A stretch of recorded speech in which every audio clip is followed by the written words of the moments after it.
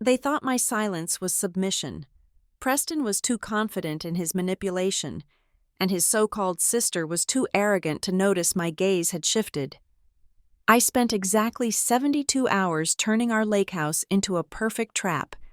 When they arrived expecting a free nanny, all I left them was a red-ribboned box in an empty room containing a one-way ticket to bankruptcy and humiliation. Welcome home.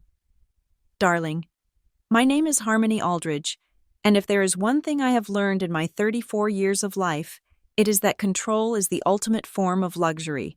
I do not mean the kind of control where you force people to do your bidding, but the kind where you curate your existence so precisely that chaos simply cannot find a foothold. I am an interior architect, and my firm, Aldridge Design, caters to the kind of clientele who believe that the way light hits a marble countertop at 7 in the morning can determine the success of their entire day. I built my reputation on that precision. I built my life on it. On that particular Tuesday afternoon, I was standing at the head of a long mahogany table in my downtown Seattle office, concluding a presentation for the tech headquarters of a new startup. The air in the room was thick with the scent of expensive coffee and ambition. I clicked the remote, and the final rendering appeared on the screen, a seamless integration of organic wood and industrial steel. The client, a young CEO who looked like he had not slept in 3 days, nodded slowly. I watched his eyes scan the details. I knew exactly what he was looking for. He wanted validity. He wanted his space to say that he had arrived, even if his company was still burning through venture capital. We can have the Italian limestone sourced and installed by mid-November, I said, my voice steady and authoritative. But that timeline requires your signature on the procurement order by 5 o'clock today. He signed. They always signed. I left the office at 6 o'clock, feeling that familiar hum of satisfaction. It was the feeling of a world in order. I drove my silver sedan through the drizzle that makes Seattle look like a watercolor painting, heading toward the sanctuary I had built for myself and my husband, Preston. Our home was my masterpiece. It sat perched on the edge of Lake Washington, a structure of glass and dark cedar that seemed to float above the water. I had designed every inch of it, from the hidden lighting and the crown molding to the way the living room acoustics absorbed sound to create a bubble of tranquility. It was supposed to be our refuge. Preston was the director of sales at Stratosphere Solutions, a job that required him to be constantly on charming clients, closing deals, smiling until his face hurt. I provided the stage, and he played the leading man, or so I thought. When I pulled into the driveway, I noticed Preston's car was already there. This was unusual. He typically did not get home until after 7. The house was dark, save for a single light in the living room. A prickle of unease ran down my spine, a small fracture in my carefully ordered day. I walked inside, placing my keys in the ceramic bowl on the entryway console. The silence in the house was heavy, not peaceful. It felt pressurized, like the air before a thunderstorm. "Preston," I called out, hanging my coat. He was in the living room. Standing by the floor-to-ceiling window that overlooked the black expanse of the lake, he had not bothered to turn on the ambient lighting I had programmed for the evening. In his hand was a glass of whiskey. Neat. I could smell the peat and oak of the 18-year-old single malt from across the room. He did not turn around when I entered. He did not offer me his usual peck on the cheek or ask about the presentation. I walked over to the bar cart and poured myself a sparkling water, watching his back. His shoulders were tense, the fabric of his suit jacket pulled tight. "You are home early," I said, keeping my tone light, trying to diffuse the tension radiating off him. "Did the quarterly review go well?" He took a long sip of his drink, the ice clinking against the glass, a sharp, lonely sound in the quiet room. Then he turned. His face was a mask of gravity, but his eyes were unreadable. They lacked the usual warmth he reserved for me, replaced by a strange, hard glint. "We need to talk." "Harmony," he said. His voice was low, stripped of any affection. I leaned against the marble island of the open-concept kitchen, gripping my glass. I hated that phrase. It was the universal prologue to bad news. "Okay," I said slowly. "I am listening." He took a breath, as if steeling himself for a performance. "You remember Valerie?" I paused, searching my memory. The name felt distant. Ah, yes, the long-lost sister. The one who had appeared out of nowhere 6 months ago with a DNA test and a sob story about being put up for adoption by his father's mistress. I had met her exactly once, at a gala for his company. She was young, 26 years old, with a kind of fragile, wide-eyed beauty that made men want to save her and women instinctively check for their wallets. "Your half-sister," I corrected, though the distinction mattered little to him lately. "The one we found through the Ancestry website. What about her?" Preston finished his drink in one gulp and set the glass down on the coffee table with a thud that threatened the coaster. "She is in trouble. Serious trouble. She just had the baby. A little boy named Noah." I blinked. I knew she was pregnant.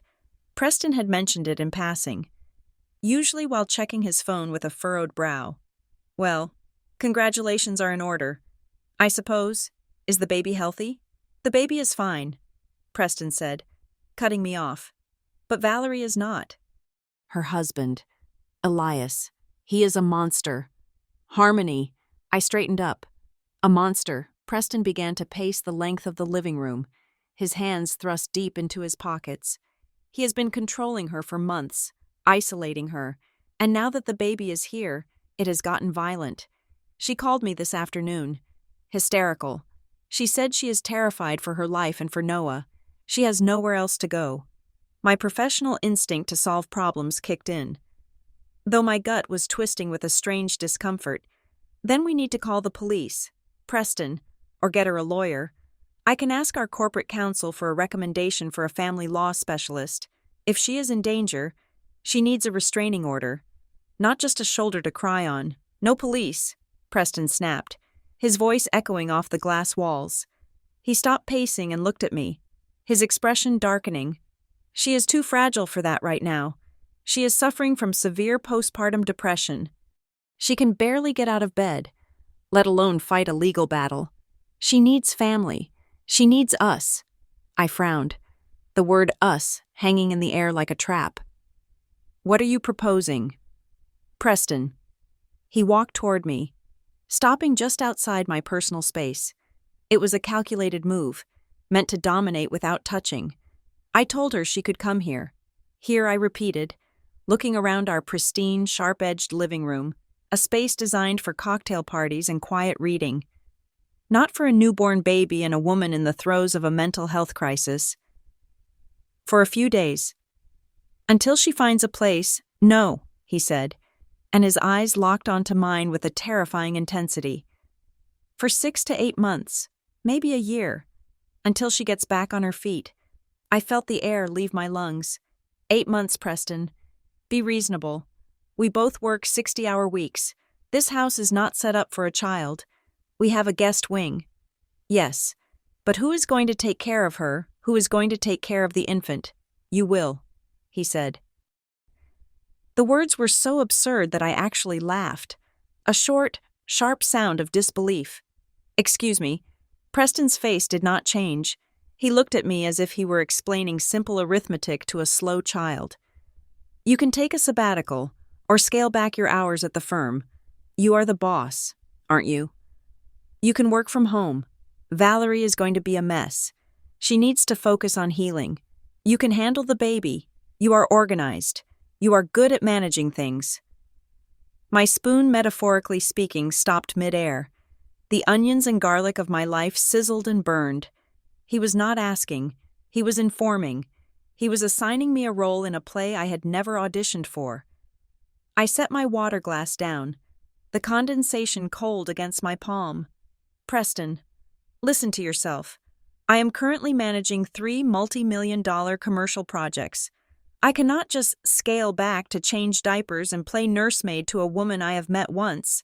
I am an interior architect, not a nanny. If she needs help, we can hire a night nurse. We can pay for a therapeutic retreat. But I cannot pause my entire career to raise your sister's child." Preston's expression shifted, The mask of the concerned brother slipped, revealing something uglier beneath. A sneer curled the corner of his lip, a look I had never directed at me before. Money is not what she needs. Harmony, he spat. She needs love. She needs a mother figure, but I guess that is a foreign concept to you, isn't it? The insult landed with the precision of a sniper shot. I froze. What is that supposed to mean? You are so cold, he said, shaking his head with mock pity. So obsessed with your perfect surfaces and your schedules. You think writing a check solves everything. Maybe this is why we do not have children of our own. Because the universe knows you are too selfish to put anyone else before your precious career. The room seemed to tilt. The subject of children had been a quiet, tender wound between us for years. We had not tried, but not prevented for a long time, and when nothing happened, we simply buried ourselves in work. I had always assumed we were a team in that silent grief. Now, he was weaponizing it. He was twisting our shared history into a dagger to stab me into submission. That is low. Preston, I whispered, my voice trembling with suppressed rage. Even for you. It is the truth, he countered, his voice rising. If you have an ounce of humanity in you, you will do this. My sister is in danger. My nephew needs a home, and you are going to provide it. I looked at the man I had shared my bed with for a decade. He looked like a stranger. No, not a stranger. A stranger would be indifferent. He looked like an adversary. I am not doing it, I said firmly. Drawing a line in the sand, I will not quit my job to raise a baby that is not mine. I will pay for whatever help she needs. But I will not be the help. Preston stepped closer, invading my space completely now. He smelled of whiskey and expensive cologne, a scent that used to comfort me, but now made bile rise in my throat. It is not up for debate. Harmony, she is coming. When I asked, my voice barely audible. This Friday, he stated. Today was Tuesday. That meant I had exactly 3 days. 72 hours. She will be here Friday afternoon, he continued, adjusting his cufflinks as if he had just closed a business deal rather than destroyed his marriage. Make sure the guest wing is ready, and get a crib. I want everything perfect for them. He turned and walked toward the stairs, leaving me standing alone in the kitchen. He did not look back. He did not soften. I stood there for a long time, listening to his footsteps fade on the second floor. The lake outside was a black void, reflecting nothing. My mind, usually a neatly organized filing cabinet of plans and contingencies, was in disarray.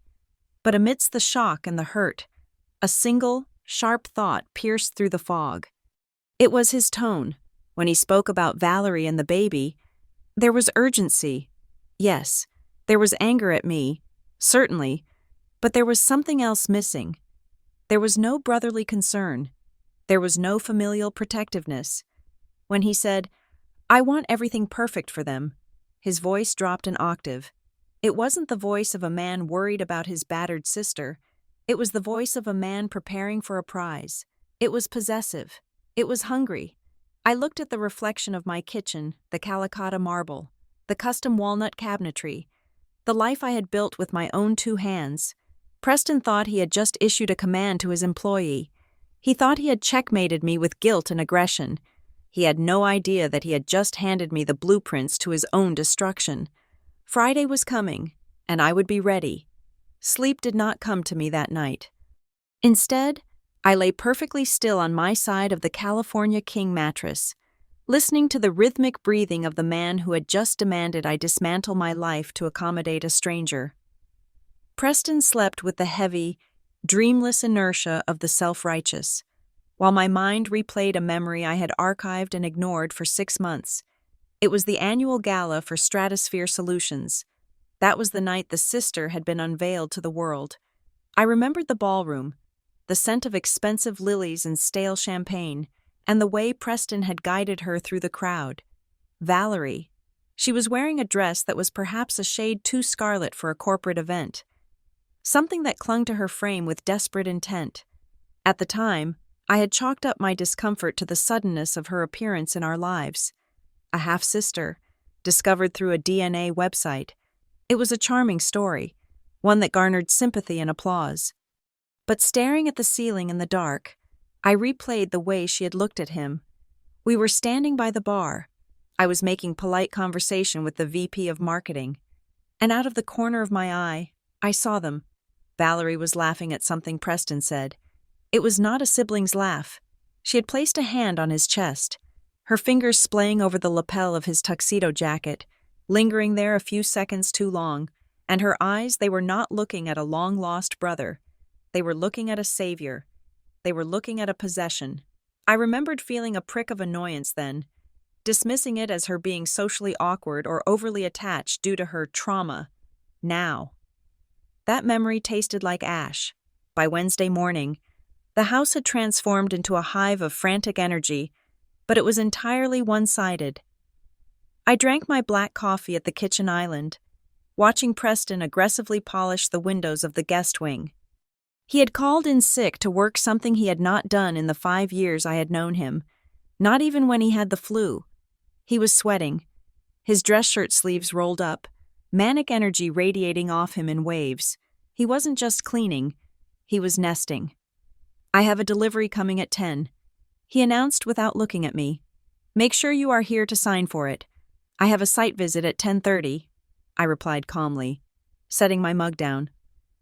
What is it, a crib? He said, scrubbing a smudge on the glass that was invisible to the naked eye. And a changing table. And a rocking chair.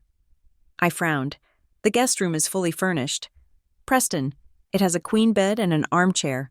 Why are we buying nursery furniture for a temporary stay if she is only here for a few months? A portable crib would suffice. He stopped scrubbing and turned to me, his jaw tight. I am not putting my nephew in a portable plastic box. Harmony. He needs proper support. He needs comfort. I watched him turn back to the window. The level of detail he was obsessing over was unsettling. Preston was a man who could not tell you the color of our own duvet cover. Yet suddenly he had strong opinions on infant lumbar support. I decided to probe the narrative he had constructed the night before. This husband of hers, I said, keeping my voice neutral. The monster. What is his name again? Preston stiffened. Elias. His name is Elias Thorne. And what does Elias do? He is in tech, Preston muttered, moving to the next window pane. Some sort of venture capitalist. Arrogant. Controlling. He thinks money can buy him ownership over people. The irony of that statement seemed lost on him. I left for work, but the name stayed with me. Elias Thorne. I spent my morning at a construction site, arguing with a contractor about the grade of steel in a support beam, but my mind was elsewhere. By the time I returned to my office in the afternoon, the seed of suspicion had germinated into a full-blown need for verification. I sat at my desk. The glass door closed, and did something I had not done in 12 years of marriage. I logged into our joint bank account. We maintained separate finances for the most part. My design firm was my own, and his commissions were his, but we had a joint account for household expenses, mortgages, and vacations. I rarely checked it because I trusted the auto-pay features. And frankly, I trusted him. I scrolled through the ledger on my screen. The numbers blurred at first. Just a stream of utility bills, grocery runs to Whole Foods, and property tax payments. But then, the anomalies began to jump out like red flags on a snowy field. 3 months ago, a charge for $4,200 at a high-end jewelry boutique in Bellevue. I touched my throat instinctively. I had not received a piece of jewelry from Preston in over 2 years. The last gift he had given me was a high-tech espresso machine for the kitchen, a gift that was, arguably, more for him than for me. I clicked on the transaction details. It was dated a Tuesday when he had told me he was working late on the Q3 projections. My heart began to hammer a slow, heavy rhythm against my ribs. I kept scrolling, my eyes narrowing. 2 months ago, a charge for the Ritz-Carlton in Half Moon Bay, $850 for 1 night, plus room service charges for 2. I froze. I remembered that weekend. Preston had told me he was flying to Chicago for a regional sales conference.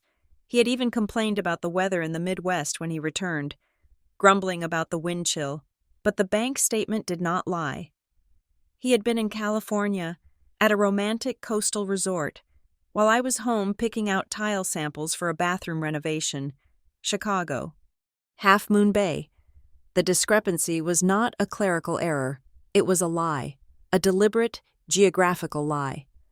I leaned back in my ergonomic chair, the leather creaking softly. The timeline aligned perfectly with the reappearance of Valerie. She had come into our lives 6 months ago.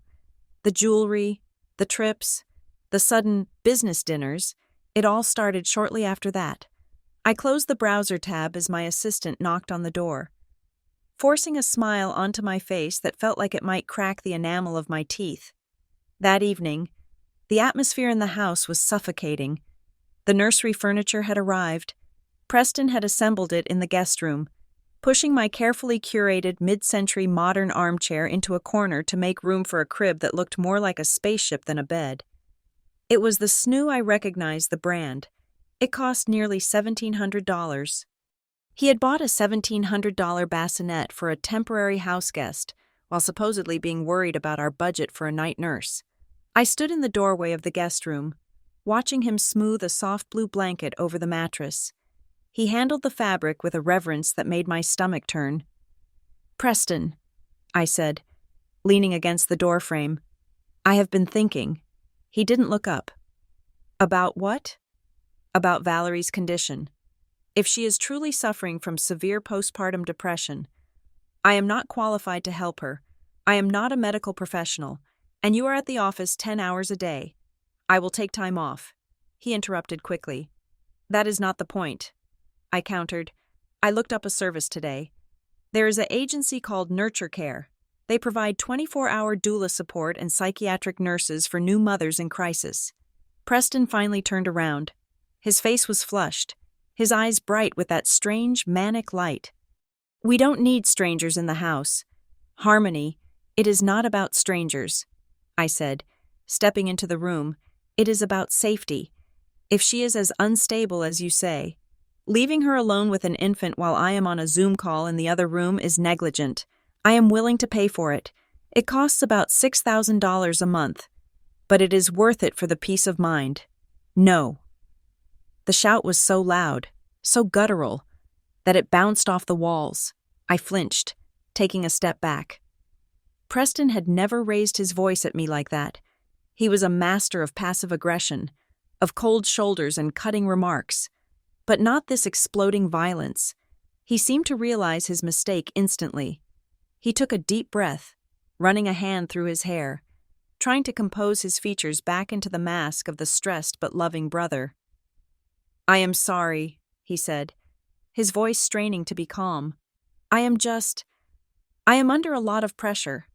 Valerie is terrified of people right now. She doesn't trust anyone but me. If we bring in a nurse, she will think we think she is crazy. It will push her over the edge. Please, Harmony, just trust me on this." I looked at him, really looked at him. I saw the sweat on his upper lip. I saw the slight tremor in his hand. This wasn't concern for a sister's mental health. This was the desperation of a man trying to keep a perimeter secure. He didn't want a nurse because a nurse would be a witness. He didn't want a nurse because he wanted to be the one playing hero. "Okay," I said softly, lying through my teeth. "We will try it your way first." He exhaled, his shoulders sagging in relief. "Thank you. You will see. It will be good. We will be a family." That night, the final crack in the facade appeared. It was 2 a.m. I had feigned sleep for 3 hours, my breathing even and deep, while my senses were dialed up to maximum alert. Preston's phone buzzed on the nightstand. He moved instantly. He didn't groan or fumble like a man waking up. He snatched the phone with the reflexes of someone who had been waiting for it. He slid out of bed, grabbing his robe, and padded silently out of the room. I waited 10 seconds, then slipped out from under the duvet. My bare feet made no sound on the plush carpet. I crept to the bedroom door and cracked it open just an inch. He was downstairs in the foyer, the acoustics of our house, which I had designed to carry sound clearly in the common areas, were now his enemy. I peered over the railing. I could see the glow of his phone illuminating his face. He was smiling. It was a soft, unguarded smile that I hadn't seen directed at me in years. I checked the caller ID before he answered. It had flashed briefly on the screen when he picked it up. Large enough for me to see from the angle of the nightstand before he grabbed it. Inheritance lawyer. But you do not talk to your lawyer at 2 a.m. And you certainly do not use the tone he was using now. Hey, he whispered. The sound was intimate, a caress in the dark. I strained to hear the other side, but it was impossible. I could only hear him. I know, he said, his voice thick with emotion. I know, baby. Just 2 more days. Baby. He called his sister baby. No. My stomach dropped. A sensation akin to missing a step on a steep staircase. The pieces clicked together with a sickening precision. The jewelry, the hotel in Half Moon Bay, the obsessive nesting, the refusal to hire help. He wasn't protecting a victimized sister. He was preparing a nest for a lover. I listened as the conversation continued. She bought it. Preston whispered, and I felt a chill that had nothing to do with the air conditioning. She is annoyed, but she agreed. She thinks she is doing a good deed. God, she is so clinical about it. Hire a nurse, she said. Can you imagine? He paused, listening to the voice on the other end, then let out a low, throaty chuckle. Don't worry, I will handle her. Once you are here, she will be so busy running around trying to keep her precious schedule intact that she won't notice a thing. We will be under the same roof. Finally, I pulled back from the railing, my hand covering my mouth to stifle the gasp that threatened to escape. The betrayal wasn't just physical. It was a complete invalidation of my intelligence, my agency, and my life. He was bringing his mistress into my home. He was going to make me care for their child. He was going to force me to finance and facilitate his affair right under my nose, banking on his belief that I was too cold, too career-focused, too clinical to notice. I crept back into bed, my body shaking with a cold, hard rage. I stared at his empty pillow. The suspicion that he was an overprotective brother evaporated. In its place, a terrifying clarity took root. This was a setup. They were grifters, and I was the mark. But Preston had made a critical error. He had mistaken my composure for blindness. He thought my organized nature made me predictable. He was about to learn that an architect's greatest skill isn't just building things up. It is knowing exactly where the load-bearing walls are, and exactly how to bring them down. I closed my eyes, not to sleep, but to plan. If he wanted to play house, we would play, but I would be the one writing the script. The morning sun hit the glass facade of my office building with a glare that felt judgmental. I sat at my desk, surrounded by swatches of Italian velvet and blueprints for a penthouse in Bellevue. But my mind was miles away from design. The echo of Preston's whispered baby on the phone the night before was playing on a loop in my head. He had painted Elias Thorne as a monster, a violent abuser who had driven his fragile sister to the brink of madness. But if Preston was lying about the nature of his relationship with Valerie, what else was he lying about? I needed to find the villain of this story. I needed to look Elias Thorne in the eye. Finding him was easier than I expected. In our social strata, privacy is an illusion. I made 2 phone calls. The first was to a client of mine who sat on the board of several major tech firms in Seattle. The second was to the event coordinator of the Innovators for Youth charity gala, taking place that very evening at the Chihuly Garden and Glass Museum. Elias Thorne is on the guest list. My contact confirmed. He is a major donor, though, honestly, Harmony, I heard he has been a ghost lately. Personal issues? Perfect. I left work early, driving home to change while Preston was still at his office, presumably playing the role of the diligent executive while finalizing his plans to move his mistress into my home. I chose my outfit with the precision of a soldier selecting armor. A midnight blue silk gown that was elegant but severe. Diamond studs, and heels sharp enough to puncture more than just the floorboards. I did not tell Preston where I was going. I simply left a note on the counter saying I had a client emergency and would be late. The gala was in full swing when I arrived. The glass sculptures overhead glowed in vibrant oranges and reds, casting a surreal light over the crowd of tech moguls and philanthropists holding flutes of champagne. I moved through the room, declining appetizers and small talk, my eyes scanning the faces. I found him near the back of the room, staring blankly at a sculpture that looked like tangled sea creatures. Elias Thorne did not look like a monster. He looked like a man who had been hollowed out from the inside. He was tall, with the kind of rugged, handsome features that usually project confidence, but his tuxedo hung loosely on his frame, as if he had lost 15 pounds in the last month. His eyes were rimmed with red, and he held a glass of scotch that he wasn't drinking. He looked less like an abuser and more like a grieving widower. I took a breath, composed my features into a mask of polite concern, and approached him. "Mr. Thorne," I asked softly. He started, spilling a drop of amber liquid onto his hand. He looked at me with confusion, blinking as if trying to bring me into focus. "Yes. Do I know you?" "No," I said, offering a small, sad smile. "But I believe we share a mutual acquaintance. I am Harmony Aldridge. I am Preston Hayes's wife." The reaction was immediate. His face crumpled, a flash of raw pain crossing his features before he could school them. He set his glass down on a passing waiter's tray with a shaking hand. "Preston," he breathed. "You are Preston's wife. Is she with you? Is Valerie there?" The desperation in his voice was palpable. It was not the aggression of a controlling husband demanding the return of his property. It was the terrified plea of a man looking for a lifeline. "She is not here," I said, stepping closer to ensure our conversation remained private amidst the din of the party. "Can we talk somewhere quieter?" He nodded mutely and led me to a bench in the outdoor garden, away from the main crowd. The night air was cool, but Elias was sweating. He sat down heavily, clasping his hands between his knees. "How is she?" he asked, not looking at me. "Preston won't let me talk to her. He says she needs complete isolation. He says if I push, I will only make her condition worse." I studied him. This was my opening. Preston told me everything. I lied smoothly. He told me about the situation, about why she had to leave. Elias let out a shuddering breath and buried his face in his hands. I never thought it would get this bad. I knew she was struggling after Noah was born. She would cry for hours. She wouldn't let me hold the baby. She said she felt like she was drowning. But I thought we were getting through it. I hired the best night nurses.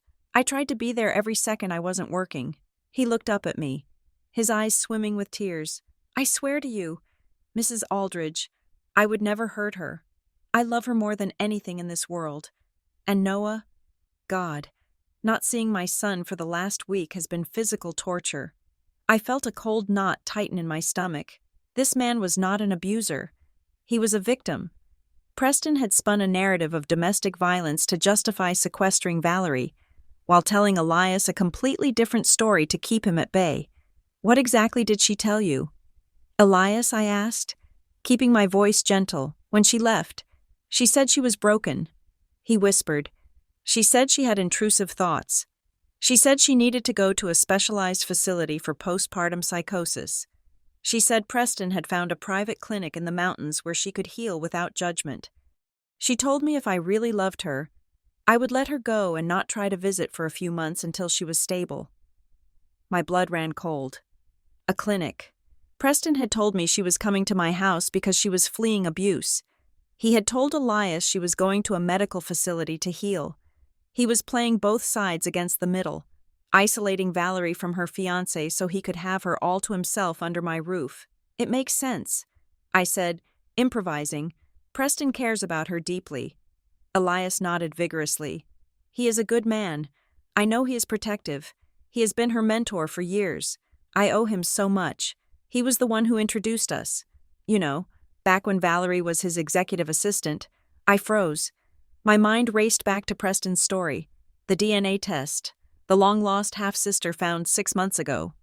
"Wait," I said, trying to keep the tremor out of my voice. "You said he has been her mentor for years." "Yes," Elias said. wiping his eyes.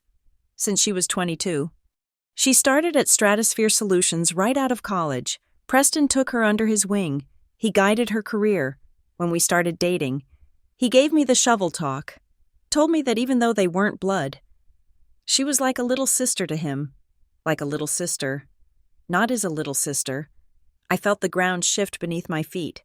I needed to be absolutely certain. I needed to clarify the discrepancy without revealing that my entire understanding of my marriage was crumbling in real time. Elias, I asked carefully, I am a bit confused. Preston. He speaks of her with such familial devotion. I always assumed. Well, he mentioned something about a DNA test recently. Elias looked at me with genuine puzzlement. A DNA test. What for to confirm their relation? I ventured. Elias shook his head, a weak laugh escaping his lips. Oh no, they aren't related. Not by blood. Preston is from Ohio. Valerie is from a big Italian family in New Jersey. They just call themselves siblings because they are so close. They are, what is the word, sworn siblings? God siblings. Preston jokes that he adopted her emotionally. The world seemed to stop spinning for a second. There was no DNA test. There was no long-lost father's mistress.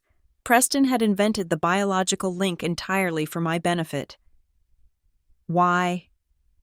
Because bringing your former secretary and mentee into your home to live for 8 months looks suspicious, but bringing your traumatized, blood-related half-sister into your home, that is charity, that is family obligation, that is unassailable.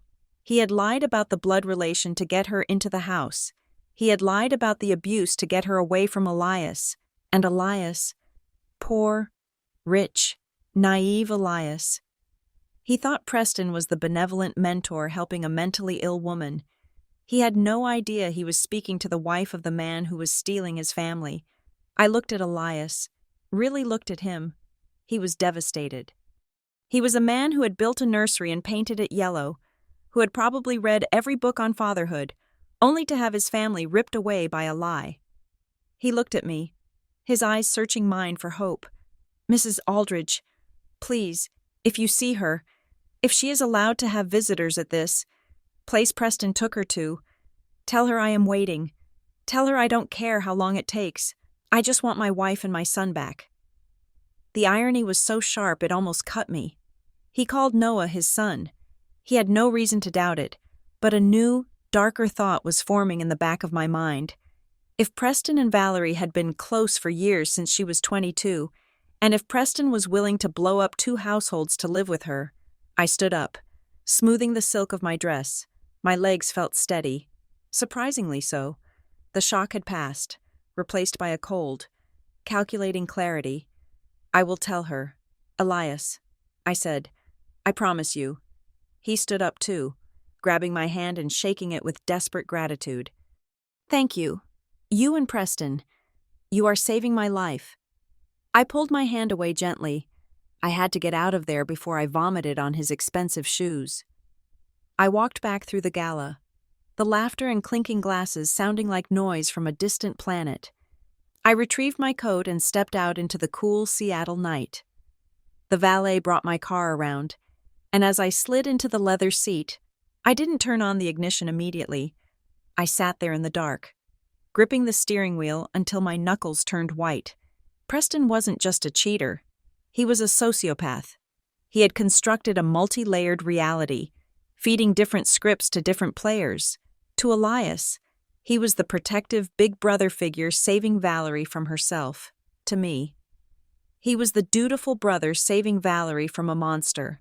But the truth was far simpler and far more grotesque. They were lovers. They had been lovers for a long time, and now they wanted to play house. They wanted to wake up together, have coffee together, and raise their baby together, but they didn't want to lose the financial security that Elias and I provided. So they decided to merge their worlds. They would live in my house, on my dime, while Elias pined away from a distance, sending checks for a baby he wasn't allowed to see. I started the car. The engine purred to life, a low growl that matched the vibration in my chest. Elias said they weren't related. That was the key. That was the loose thread that would unravel the entire sweater. But I needed proof. Hard, undeniable proof. I couldn't just confront Preston with hearsay from a distraught husband. He would gaslight me. He would say Elias was crazy, that he was imagining things, that he was jealous of their sibling bond. I needed data. I drove toward home, but my mind was already executing the next phase. I needed to get into Preston's digital life. I needed to see what was hidden in the cloud. And I needed to know, once and for all, whose blood was running through the veins of that baby boy. Preston wanted a family reunion. I would give him one. But first, I had to confirm exactly who was invited to the party. The drive home felt different this time. The house on the lake wasn't a sanctuary anymore. It was a crime scene, and I was the lead investigator. I did not go home immediately. Instead, I drove to a 24-hour cafe near the University District. A place where the Wi-Fi was fast and the anonymity was guaranteed. My hands were trembling on the steering wheel, not from fear, but from a cold, vibrating rage that was spreading through my veins like ice water. I needed a cyber investigator. I needed someone who could peel back the layers of Preston's digital life without leaving a fingerprint. I found a contact through a discreet forum used by corporate security officers, a handle named Data Wraith. We communicated via encrypted chat. I explained that I had administrative access to a family cloud account, but needed help decrypting a partitioned drive I suspected my husband was using. The fee was steep, $2,500 for an expedited job. I transferred the Bitcoin without blinking. 30 minutes later, I received a link. I sat in the corner booth, the blue light of my laptop screen reflecting in my eyes. I clicked the link. It opened a remote desktop viewing of Preston's work drive. He had been sloppy, or perhaps just arrogant. He had hidden his life in a folder named Q3 Financial Projections _old. It was deep within a nested hierarchy of boring corporate subfolders, the kind of place no one would ever look unless they were auditing him. I opened it. The first thing that hit me was the sheer volume. There were hundreds of files, photos, videos, PDFs. I clicked on the first image file. It was dated 3 years ago. It was Preston and Valerie. They were on a boat, wind in their hair, laughing. His arm was around her waist, pulling her close in a way that left no room for interpretation. They looked happy. They looked like a couple in the early throes of love. I clicked the next one, a selfie in a hotel mirror. Valerie was wearing his shirt. The next, a dinner date in a city I didn't recognize. I scrolled faster, my heart hammering against my ribs like a trapped bird. There were hundreds of them. A timeline of betrayal documented in high definition. Every business trip, every late night at the office, every weekend conference, it was all here. They had built an entire parallel life, a shadow marriage that had existed right alongside mine. But the photos were just the prelude. The real horror was in the documents. I found a PDF file named paternity_NIPT_results. I opened it. My breath hitched in my throat. It was a non-invasive prenatal paternity test, dated 7 months ago. Fetus DNA match, Preston Hayes. Probability of paternity, 99.9%. I stared at the screen, the numbers burning into my retinas. Noah, the baby boy lying in a crib somewhere. The baby Preston claimed was his nephew. The baby Elias thought was his son. Was Preston's biological child. He wasn't bringing his nephew into my home. He was bringing his son. He was moving his mistress and his bastard child into the house I built, into the guest wing I decorated, to be cared for by the wife he was deceiving. The audacity was so immense it felt physical, like a blow to the chest. I felt nausea rise in my throat, hot and acidic, but I forced myself to keep looking. There was another folder labeled The Exit Strategy. Inside were financial documents, bank transfers, loan applications. I opened a file titled HELOC_application. It was a home equity line of credit application on our lake house, the house my parents had helped me buy, the house that was the primary asset of my portfolio. He had forged my signature. I saw the digital scan of the document. There it was. Harmony Aldridge, signed in a shaky approximation of my hand. He had taken out a line of credit for $300,000 against the equity of our home. Where had the money gone? I traced the wire transfers. They went to an LLC, registered in Delaware.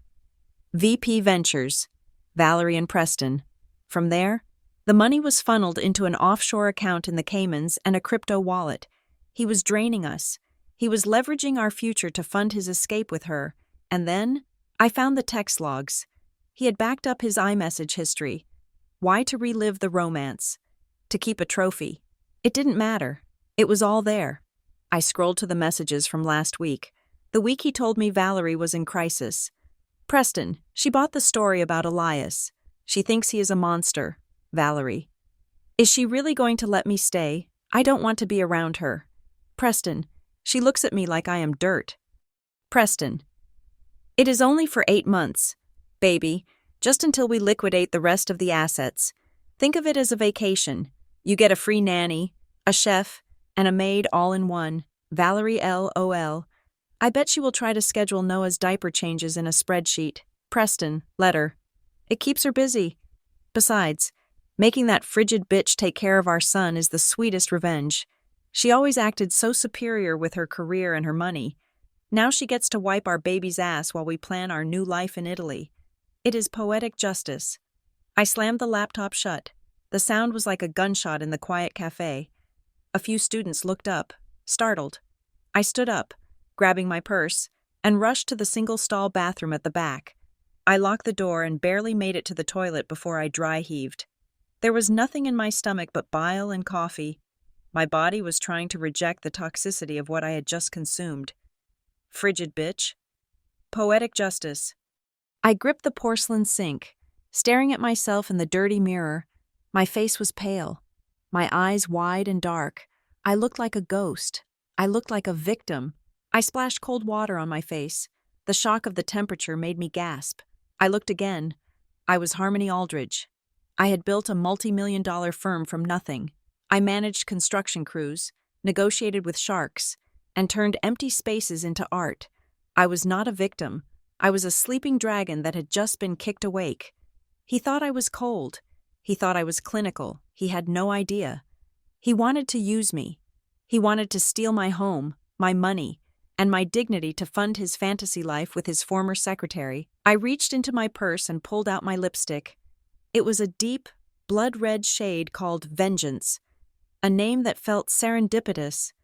I applied it carefully, tracing the curve of my lips with steady hands. I blotted it on a tissue. I fixed my hair. When I looked back in the mirror, the ghost was gone. The woman staring back at me was sharp, dangerous. I unlocked the bathroom door and walked back to my table. I opened the laptop again. I downloaded everything: the photos, the DNA test, the forged loan documents, the text messages. I saved them to 3 different external hard drives and a secure cloud server he couldn't touch. This wasn't just heartbreak anymore. This was war. And in war, you don't just defend. You annihilate. Preston wanted poetic justice. I would give him a tragedy, an epic, Shakespearean tragedy where the villain realizes too late that he handed the dagger to the wrong person. I packed up my things. It was time to go home. I had a husband to greet, a nursery to finish, and a trap to set. The tears were gone. All that was left was the cold. Hard calculation of how much pain I could inflict before the credits rolled. The next morning, I initiated the protocol. It wasn't about anger anymore. It was about execution. I sent a text to Elias Thorne. I have information regarding Valerie. It is sensitive. Meet me at the vault in Pioneer Square at noon. Come alone. The vault was a private wine cellar and tasting room, the kind of place where deals were made in hushed tones over bottles that cost more than a mid-sized sedan. It was underground, windowless, and perfect for what I had to do. I arrived 15 minutes early. I sat in a high-backed leather booth in the corner, a manila envelope resting on the dark oak table in front of me. Inside was the autopsy of 2 marriages. Elias arrived at 12 o'clock sharp. He looked worse than he had the night before. His eyes were bloodshot, his movements jerky and anxious. He slid into the booth opposite me. not bothering to take off his coat. "Did you find her?" he asked, his voice raw. "Did Preston tell you where the clinic is?" I signaled the sommelier to leave us alone. I waited until the heavy door clicked shut before I spoke. "Elias, I need you to listen to me very carefully. What I am about to show you will hurt. It will destroy the version of reality you have been living in, but it is the truth, and you need to see it." He stared at me, fear flickering in his gaze. "What are you talking about?" I slid the envelope across the table. "Open it." He hesitated, his hand hovering over the clasp. Then, with a jerky motion, he ripped it open. The first thing he pulled out was the photo of Preston and Valerie on the boat. He frowned. "I remember this. They went on a corporate retreat." "Keep looking," I said, my voice devoid of emotion. He pulled out the next one, the selfie in the hotel room, the kiss at the dinner table. His face went gray. His hands started to shake, rattling the papers. This isn't possible. This is fake. You photoshopped these. Why would you do this?" I didn't answer. I just pointed to the document at the bottom of the stack. "Read the last page." "Elias." He pulled out the paternity test. I watched his eyes scan the lines. I saw the exact moment the information hit his brain. His breath hitched, a strangled sound escaping his throat. "Noah," he whispered. "My son? He is not your son. Elias. He never was." Elias dropped the paper as if it were burning him. He slumped back against the leather seat, looking like he had been physically struck. Tears welled up in his eyes, spilling over immediately. "Why?" he choked out. "We were happy. I gave her everything. I bought her the house. I set up a trust fund for the baby. Why would she do this?" "Because they are greedy," I said, my voice hard, "and because they think we are stupid. They think they can have your money in my house while they play happy family right under our noses." Elias put his head in his hands, his shoulders heaving with silent sobs. I let him cry. I sat there, sipping my sparkling water, giving him the space to grieve the death of his life. It was a necessary part of the process. He needed to break before he could be rebuilt into a weapon. After 5 minutes, the sobbing stopped. He wiped his face with a napkin, his movements slow and heavy. Then, he looked up. The despair in his eyes was gone. In its place was something cold, something dark. It was the look of a man who realized he had been played for a fool, and who happened to have the resources to burn the world down in response. "You said they are moving into your house," he asked, his voice steady but terrifyingly quiet. "On Friday." I confirmed. "Preston has leveraged my home to fund their future. He forged my signature on a $300,000 loan." Elias's jaw tightened. $300,000, that is amateur hour. He reached into his jacket pocket and pulled out his phone. He tapped the screen furiously for a moment, then turned it around to show me. "This is a joint account I set up for Valerie," he said, "for emergencies and baby expenses." I looked at the screen. The balance was nearly zero.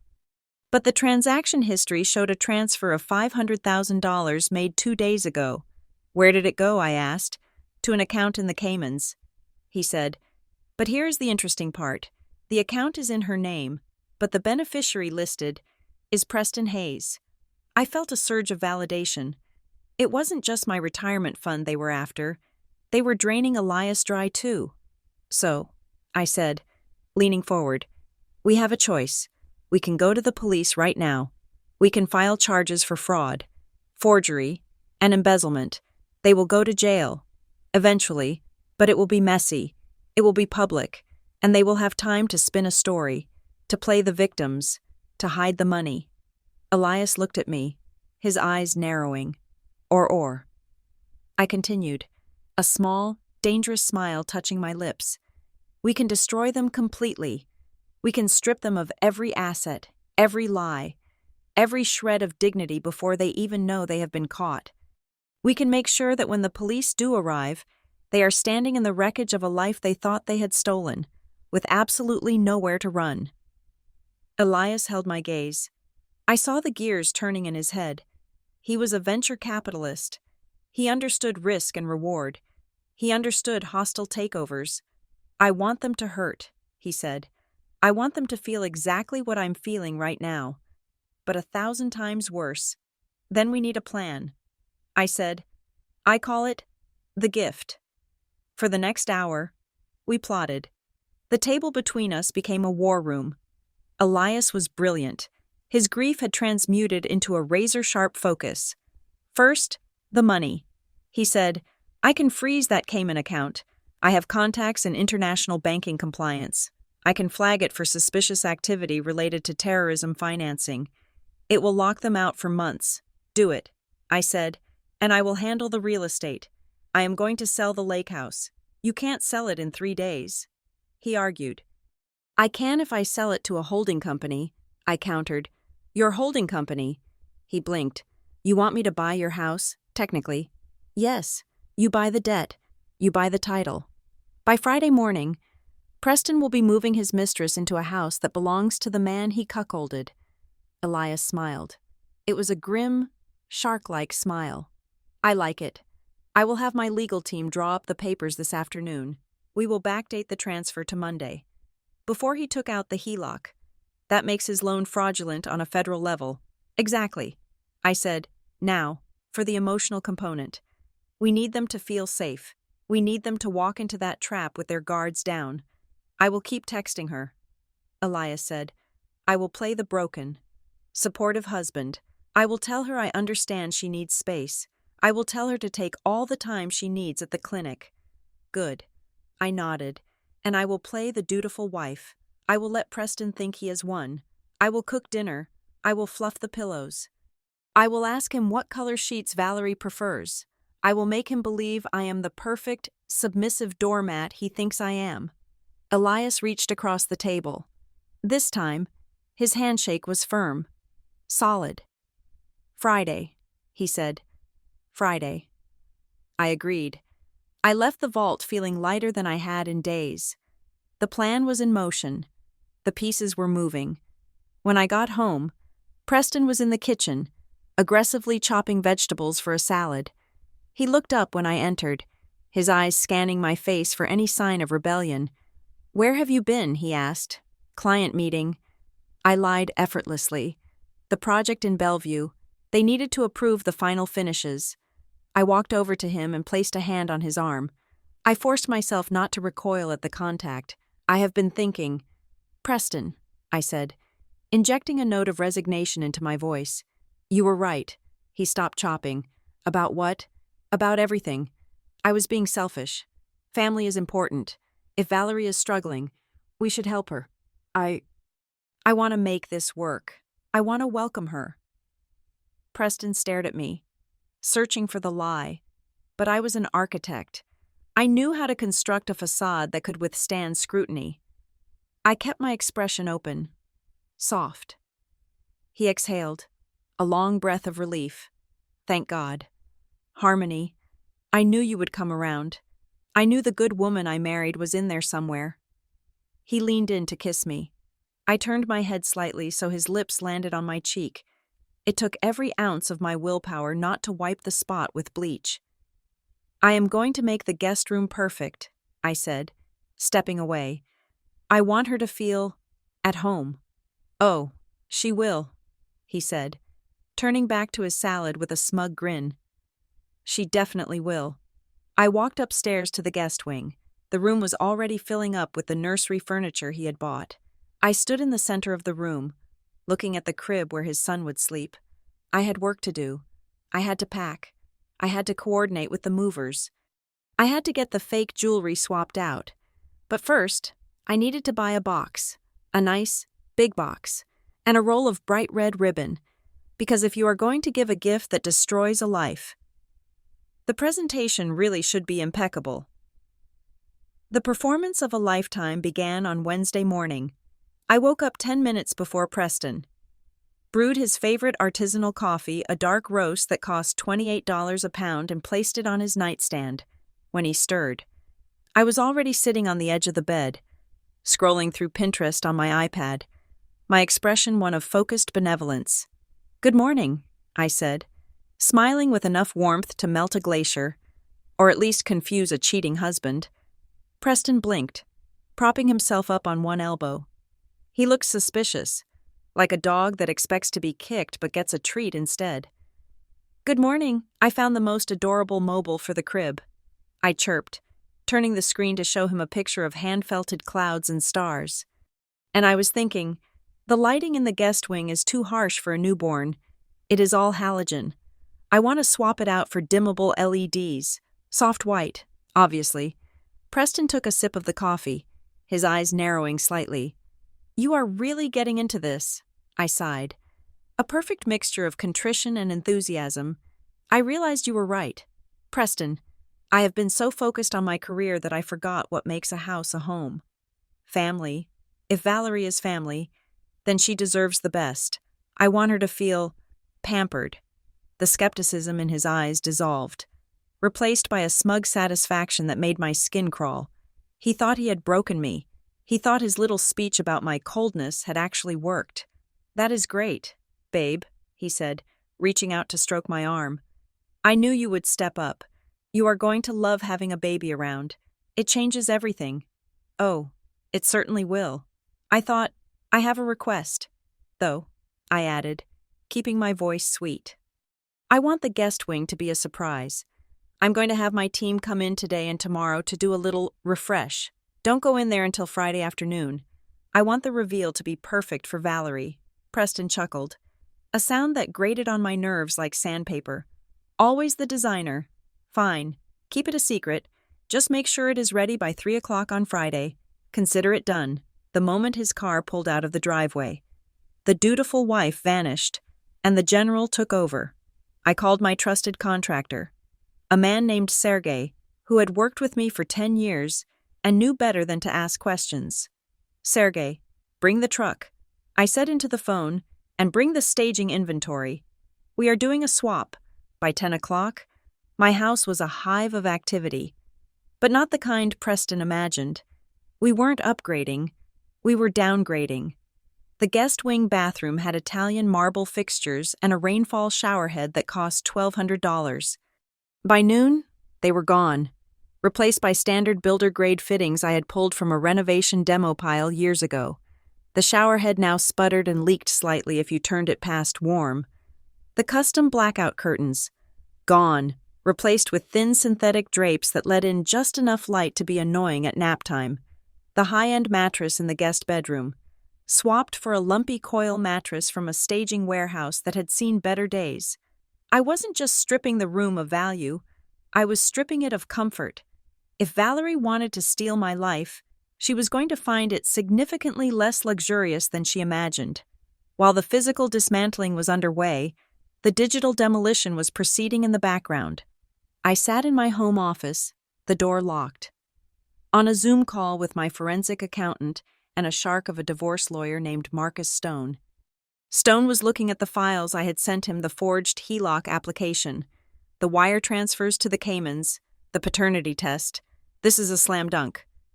"Harmony," Stone said, his voice practically vibrating with professional glee. "The forgery alone is a felony, the wire fraud adds federal charges, but the embezzlement from his company, that is the cherry on top." I had found evidence in Preston's hidden folder that he was skimming commissions from his sales team at Stratosphere Solutions. It was subtle padding expense reports, diverting bonuses to shell companies, but over 3 years. It added up to nearly $200,000. "I want the papers ready to be served on Friday at 4 o'clock. I said, "They will be," Stone confirmed, "and I am filing an emergency motion to freeze your personal assets so he cannot touch another dime. But Harmony, you need to be careful. If he realizes what you are doing before Friday, he won't," I assured him. "He is too busy celebrating his victory." I hung up and checked my phone. I had installed a mirror app that let me see Preston's texts in real time. A new message had just come in from inheritance lawyer. "Preston, she is completely under my thumb. She is actually refreshing the guest wing for you right now. She wants it to be a surprise. Valerie LOL. What a pathetic doormat. Is she going to bake me cookies too?" "Preston, probably. It is hilarious. She thinks she is earning redemption points. Little does she know she is just feathering the nest for the new queen. Valerie. I can't wait to see her face when I start changing the decor for real. That beige sofa has to go. I read the messages and felt a cold, hard laugh bubble up in my chest. The beige sofa, darling. By the time you get here, the beige sofa will be in a consignment shop, and you will be sitting on a folding chair. Thursday was dedicated to the art of the swap. My home was filled with art original pieces I had collected over a decade. A limited edition sculpture in the foyer, a large abstract oil painting in the dining room, several rare lithographs. I couldn't just leave empty walls. That would raise suspicion. So, I raided my firm's storage unit. We had prop art we used for staging houses for sale, high-quality prints that looked real from a distance, but were worth about $50 each. One by one, the masterpieces left the building, carefully wrapped and loaded into Elias's secure storage van. In their place went the fakes. The jewelry was trickier. I had a safe in the master closet. Preston knew the combination, though he rarely opened it. I took out my grandmother's diamond tennis bracelet, my sapphire earrings, and the Patek Philippe watch I had bought myself for my 30th birthday. I replaced them with high-end costume jewelry I bought from a department store. It sparkled just enough to fool a man who didn't know the difference between cubic zirconia and VVS1 diamonds. I also called the credit card company.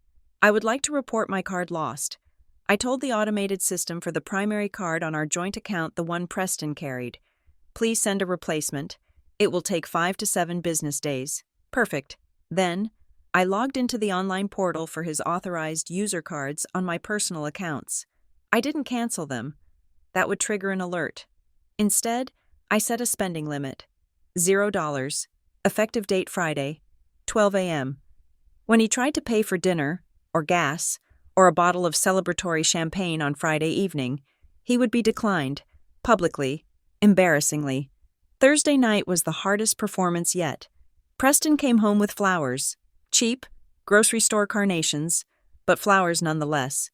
For the hostess with the mostest, he said, handing them to me with a grin that didn't reach his eyes. Thank you, honey, I cooed, putting them in a vase. They are beautiful. We ordered takeout Thai food. We sat at the kitchen island, eating pad Thai, and he started talking about the future. You know, harmony. Having Noah here is going to be good practice, he said, chewing thoughtfully.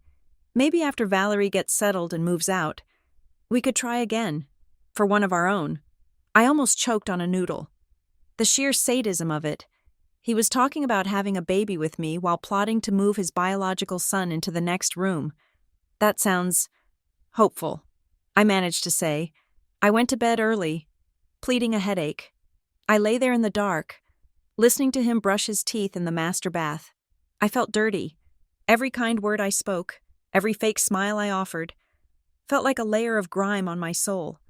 But I reminded myself of the goal. I wasn't just a wife anymore. I was a sleeper agent in my own home. Preston climbed into bed next to me. He reached out and draped an arm over my waist. "Good night, babe," he murmured. "You are doing a great thing." I let his arm stay there for exactly 5 minutes until his breathing deepened into sleep. Then I carefully, slowly, moved it away. I lay on my back, staring at the shadows dancing on the ceiling. The house felt different now. It was no longer a home. It was a stage set, waiting for the final act. Tomorrow was Friday, the day of the arrival. I closed my eyes and visualized the checklist. Bank accounts, secured. Real estate transfer, signed and pending recording. Lawyer armed and ready. Movers scheduled for 10 a.m. sharp. The trap was set. The bait, my apparent submission, had been taken. Hook, line, and sinker. Sleep well, Preston, I thought, listening to his soft snores. Dream of your new life with your mistress and your son. Because when you wake up, the nightmare begins. And unlike my coldness, this nightmare is going to be very, very real. Friday morning dawned gray and relentless. The sky a bruised purple that mirrored the tension in my chest. Preston left for work at 7 o'clock. Whistling a tune I didn't recognize, he was in high spirits, believing this was the day he finally consolidated his empire. He kissed me on the forehead. A gesture so devoid of genuine affection it felt like a brand, and said, "Have the guest wing ready by 3. They will be here." "It will be unforgettable," I promised. And for the first time in days, I wasn't lying. As soon as his taillights disappeared around the bend, the operation shifted from defensive to offensive. I picked up my phone and texted Elias green light at Stratosphere Solutions. The ground was already shifting beneath Preston's feet. Elias, leveraging his position as a lead investor in their Series B funding round, had made a call to the chairman of the board at 8:15. He didn't scream or threaten. He simply asked a question. Why are the commission structures in the Northwest Sales Division showing a 20% variance from the industry standard? And why do all the surplus payments route through vendors I cannot verify? That single question triggered an immediate, silent audit by 9 o'clock. IT security at Stratosphere had locked Preston out of the mainframe, though they wouldn't revoke his physical badge until the end of the day to avoid a scene. He was currently sitting in his office, likely staring at a server maintenance error screen, oblivious to the fact that forensic accountants were currently dissecting every expense report he had filed since 2022. Meanwhile, I was executing the financial decapitation from my laptop at the kitchen island. We had a joint investment portfolio, a mix of high-yield stocks and bonds valued at roughly $450,000. But there was a loophole. 3 years ago, when Preston was traveling constantly, he had signed a durable power of attorney granting me full trading authority so I could manage the accounts during market fluctuations. He had never revoked it. I sold everything. I liquidated the entire portfolio at 9:30. The market was up, so the cash value was significant. I transferred my 50% share plus the amount equal to what he had stolen from my retirement fund into a new, secure account at a different bank. But I didn't stop there. The remaining funds his share I used to pay off the outstanding balance on a credit card he had opened in both our names but used exclusively for his business expenses, which I now knew were gifts for Valerie. I cleared the debt, effectively using his own money to clean up his mess, leaving his cash balance at 0. Then came the pièce de résistance, the house. I had spent Thursday expediting a quit-claim deed transfer, but the real masterstroke involved the mortgage. The $300,000 HELOC Preston had fraudulently taken out was a lien against the property. If I just left, the bank would foreclose, and my credit would be ruined along with his. So, I sold the house, not to a stranger, but to Obsidian Holdings, LLC, a shell company wholly owned by Elias. We structured the deal as a short sale distress purchase. Elias paid off the mortgage and the HELOC in full, with cash wire transfers that cleared at 10:30. In exchange, I signed over the deed. The paperwork was filed electronically with the county clerk at 10:45. Legally, as of 11 o'clock that morning. Harmony Aldridge and Preston Hayes no longer owned the property at 4502 Lakeview Drive. We were trespassers. Preston was currently living in a house he didn't own, carrying debt he couldn't pay, and relying on a bank account that was empty. At noon, my phone pinged. It was a text from Valerie, but she had sent it to my number, not Preston's. She was getting bold. "Valerie, hi Harmony. Preston said you are setting up the nursery. I forgot to mention. Noah has sensitive skin. We need the Halo Bassinus Lux series. It is the one with the vibration and amber nightlight. It is about $500. Please make sure it is there. Thanks. No please. Really, no sorry for the imposition. Just a demand." She treated me like a concierge service. I typed back instantly. "Me. Don't worry. Valerie. I have taken care of everything. He will have exactly what he deserves. Valerie. Great. See you soon." I put the phone down and walked into the guest wing. The room was stripped. The expensive snoo bassinet Preston had bought, returned to the store for cash yesterday. The plush rug. Gone. The room was a box of echoes. In the center of the room, on the bare hardwood floor. I placed the item I had prepared. It was a black box, glossy and sharp-edged, about the size of a shoebox. I tied a wide, blood-red satin ribbon around it. The bow was perfect, symmetrical and stiff, It looked like a menacing birthday present. Inside, the contents were arranged with surgical precision. The paternity test, highlighted in neon yellow. The printouts of his text messages calling me a frigid bitch. The foreclosure notice, a fake one I drafted. Though the real eviction was imminent, the notification of the audit from his company courtesy of Elias, and a single USB drive containing the 4,000 photos of their affair. I placed the lid on the box. It made a satisfying snick sound as it closed. At 1 o'clock, Elias pulled up in a nondescript cargo van. He parked around the back, out of sight from the main road. "Is it done?" he asked, as I opened the back door. "It is done," I said. "The house is sold. The accounts are drained. The trap is baited." We worked quickly and silently. I had packed my life into 20 heavy-duty moving boxes the night before, hiding them in the garage.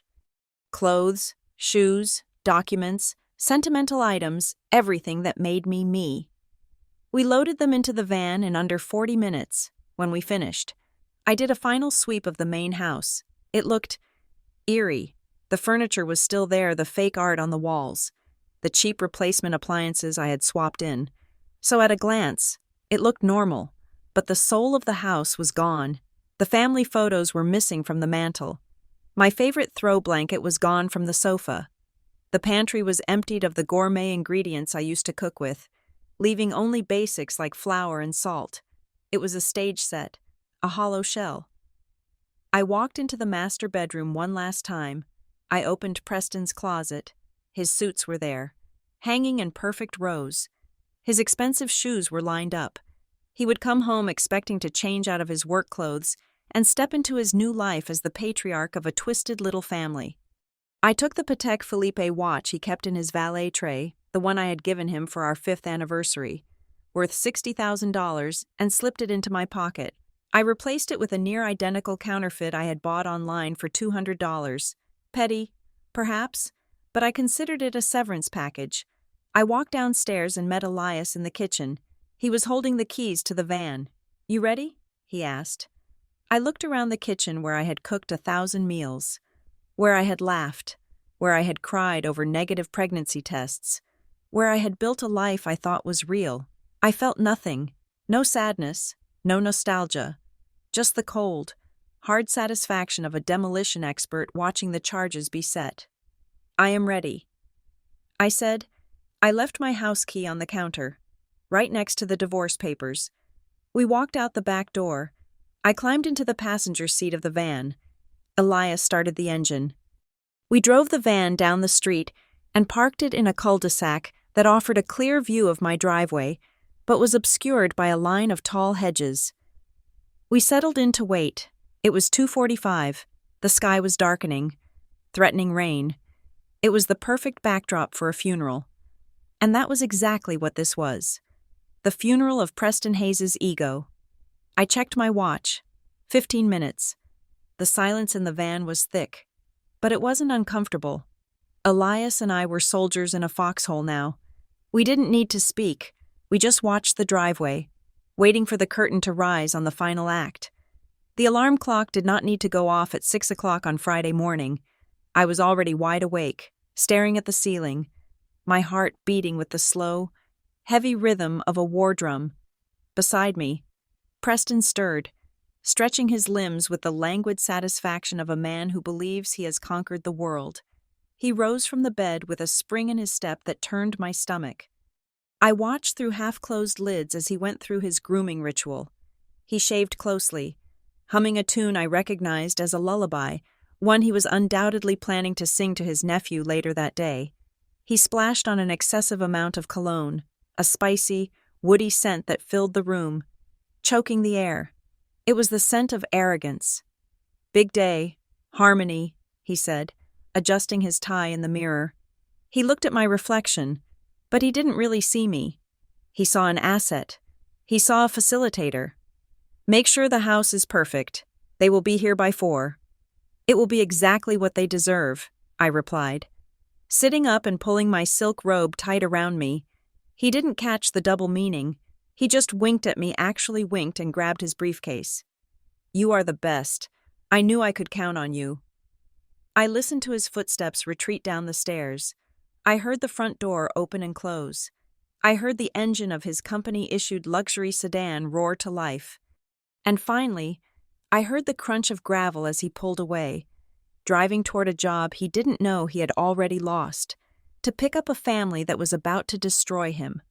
As soon as his taillights vanished around the bend of the driveway, I dropped the act. I picked up my phone and dialed Sergey. Execute. The timing was military in its precision. 3 minutes later, a large, unmarked white truck rumbled up the driveway. It wasn't a standard moving van. It was a demolition crew disguised as logistics. 6 men in gray coveralls jumped out, led by Sergey, a man who moved furniture like he was dissecting a beast. "Everything?" Sergey asked, standing in the foyer. "Everything of value," I commanded. "Leave the junk, leave the props, but strip the soul out of this place." For the next 4 hours, I conducted a symphony of removal. We started in the master bedroom. The Italian leather headboard, gone. The high thread count Egyptian cotton sheets, gone. We left the mattress bare, stained, and looking incredibly sad without its dressing and the cheap metal frame.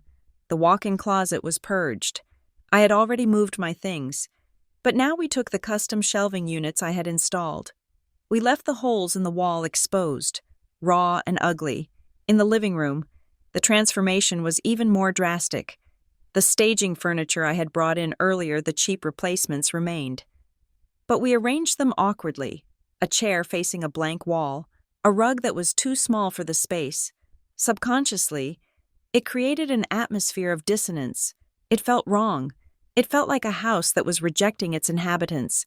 But the most important work was in the guest wing, the nursery. "Paint it," I ordered the crew. 2 men with rollers stepped into the room that Preston had so lovingly prepared. The soft, buttery yellow walls, a color he had chosen to simulate warmth and sunshine, were covered in minutes. We didn't paint it white. We painted it a flat, industrial gray. It was the color of a prison cell, the color of a storm cloud that never breaks. It sucked the light out of the room instantly. The smell of fresh paint was sharp and chemical, overpowering the lingering scent of the lavender sachets Preston had hidden in the closet. "Furniture," one of the movers asked, gesturing to the crib. "Take it all," I said. "The changing table, the rocking chair, the rug. Leave nothing." They stripped the room to its bones. When they were finished, it was just a gray box with a hardwood floor. It echoed when I walked into the center of it. It was cold. It was barren. It was the perfect metaphor for the life Preston was actually offering Valerie: empty promises and cold realities. I reached into my bag and pulled out the black box with the red ribbon. I placed it in the exact center of the room, against the vast emptiness of the gray floor. The box looked small, yet incredibly heavy. It drew the eye like a black hole. It was the only object in the room, a singular point of focus for the devastation to come. I checked my watch. 11:30. We were ahead of schedule. I walked back to the kitchen. The granite countertops were bare. No toaster, no coffee maker, just cold stone. I reached into my pocket and pulled out the set of keys I had swiped from Preston's valet tray days ago, the spare keys to his company car. I placed them in the center of the kitchen island. Beside them, I placed the divorce papers, the ink on my signature dry and final. Preston loved that car. He defined himself by it. Leaving the keys there was a message. You don't drive this anymore. You don't drive this narrative anymore. You are a passenger in your own wreckage. "We are clear, Ms. Aldridge," Sergey called from the front door. The truck was loaded. The house was echoing. "Go," I said. "I will be right behind you." The crew left. I was alone in the house one last time. I walked to the front door, the heavy oak slab that had welcomed guests for 10 years.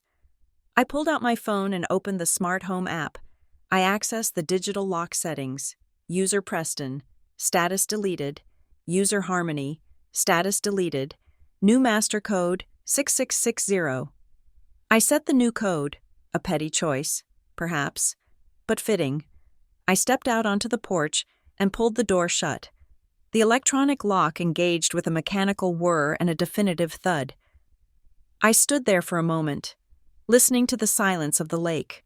The water was choppy today, gray waves slapping against the dock. The house behind me looked the same from the outside, imposing.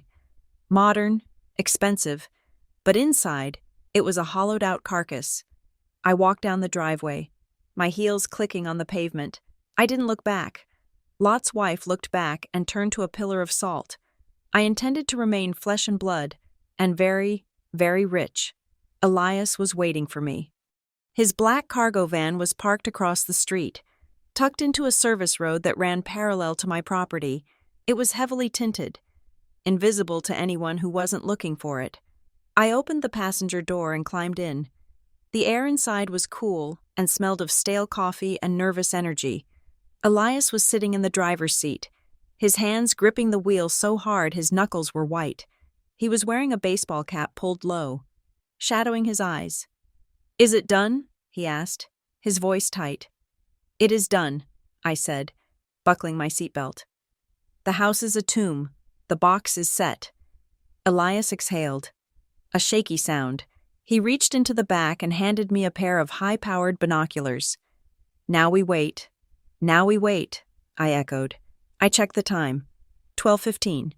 Preston had said they would arrive at 4. But I knew him. He was impatient. He was excited. He would want to show off his prize early. He would probably speed. We sat in silence. 1 hour passed. Then 2. At 2:30, Elias broke the silence. "Do you think she knows Valerie?" I asked, keeping my eyes trained on the driveway entrance. "No. She thinks she has won the lottery. She thinks she is moving into a mansion with a free nanny and a lover who is about to leave his wife. She has no idea she is walking into a foreclosure." Elias nodded, his jaw tightening. "Good. I want to see her face. I need to see her face when she realizes." "You will," I promised. 3 o'clock. The sky began to darken further. A light drizzle started to fall, blurring the windshield. Elias turned on the wipers for a single swipe, then turned them off to avoid drawing attention. 3:45. My phone buzzed. It was the security system notification. Motion detected driveway camera. "Here we go," I whispered, my heart rate spiking not from fear, but from anticipation. A moment later, the sleek black shape of Preston's sedan turned into the driveway. He was driving fast, aggressive. Through the binoculars, I saw them. Preston was driving. Valerie was in the passenger seat, looking glamorous in oversized sunglasses, holding a Starbucks cup. In the back, I could see the infant car seat. They looked picture-perfect, a modern family coming home. Preston parked the car right in front of the entrance, taking up 2 spots, asserting his dominance over the space. He killed the engine. I saw him turn to Valerie. He was smiling. He gestured to the house with a sweeping hand, like a king presenting his castle. "Look at this," he was saying. "I did this for you." Valerie laughed. It was a visible gesture, her head thrown back. She looked happy.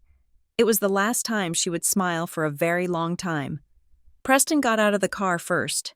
He didn't just walk. He strutted.